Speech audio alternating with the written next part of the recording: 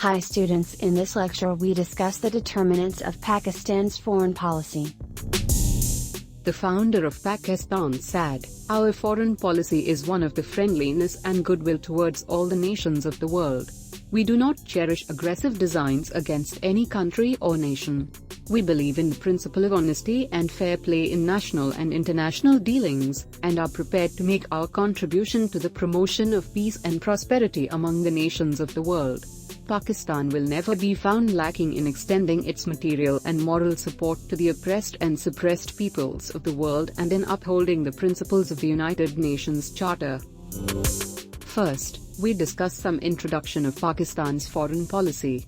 In the context of Pakistan, we have seen that when Saudi Arabia expected Pakistani soldiers to fight in Yemen, though the request was politely turned down, the government invoked religion. When Chinese President Xi Jinping visited Pakistan, official propagandists started to highlight the economic and strategic imperatives that bind together Islamabad and Beijing. When it comes to our other neighbors in the region, India, Afghanistan and Iran, we mostly adopt a hostile undertones and perceive Indian maneuvers in the region as a threat. When it comes to Muslim world, we present our country as the only Muslim state having nuclear power and the only advocate of unity of Muslim Ummah, and when it comes to EU or the United States or Russia or any superpower, we invoke our important geographical location in Asia. So, the first question that comes to mind regarding the foreign policy making in Pakistan is, what factors determine the foreign policy making in Pakistan?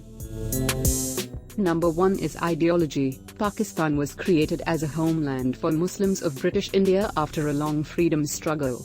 Islam was at the core of this struggle because two-nation theory reinforced that Muslims were a separate nation, with their distinct cultural, ideological and religious values. In the establishment of Pakistan, Muslims actually dreamed of a separate homeland where they could spend their lives according to the teachings of the Holy Quran and Sunnah of the Holy Prophet, Pbuh.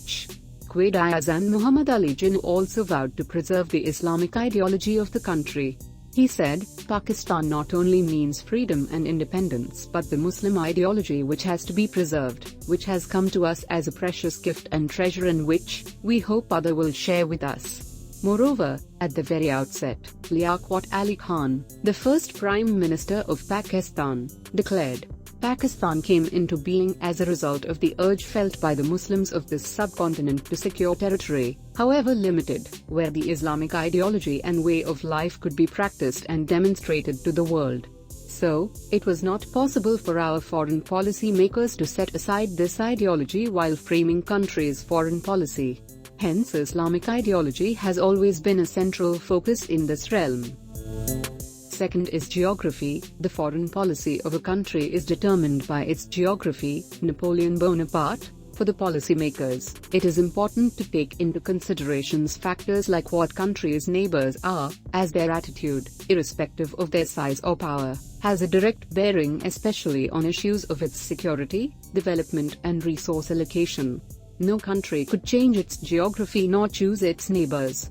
So, in Pakistan, sole consideration has been on safeguarding and preserving country's independence and territorial integrity. Geography, thus, placed on Pakistan the onerous responsibility of consistent vigilance and careful conduct of its relations not only with its immediate neighbors but also with the rest of the world. Third is history. Since its inception, Pakistan has been facing complex challenges. Hence, the country's foreign policy is also guided by its history.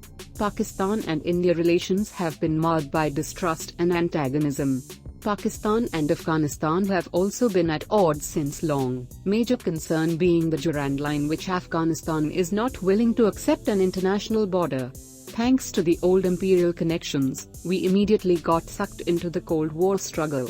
In the process, we encountered unbroken series of crises and challenges that perhaps no other country in the world has ever experienced. So, foreign policy makers cannot remain oblivious to these factors. Number 4 is domestic policies. The foreign policy of a country is linked to its domestic policies, governance issues and political situation. A country's standing in the international community always corresponds directly to its political, social, economic and strategic strength. Foreign policy cannot be divorced from domestic considerations. It is an outcome of national priorities, strengths and weaknesses. Unlike large powers, mistakes in foreign policy can be very costly for a developing country like Pakistan. Pakistan's position in the world is constrained by its weak economics and its dependence on foreign finances. And that has been a big challenge before the policymakers. The policymakers must understand that no country has ever succeeded externally if it is weak and crippled domestically. Even a superpower, the former Soviet Union, could not survive as a superpower because domestically it was weak and crippled. Fifth is security. Internal and external security is the most important factor in Pakistan's foreign policy. Historian Paul Kennedy named Pakistan as one of the 9 pivotal states whose future evolution would not only determine the fate of their region, but also affect international stability. Pakistan has developed as a principal actor and a vital personality of its own.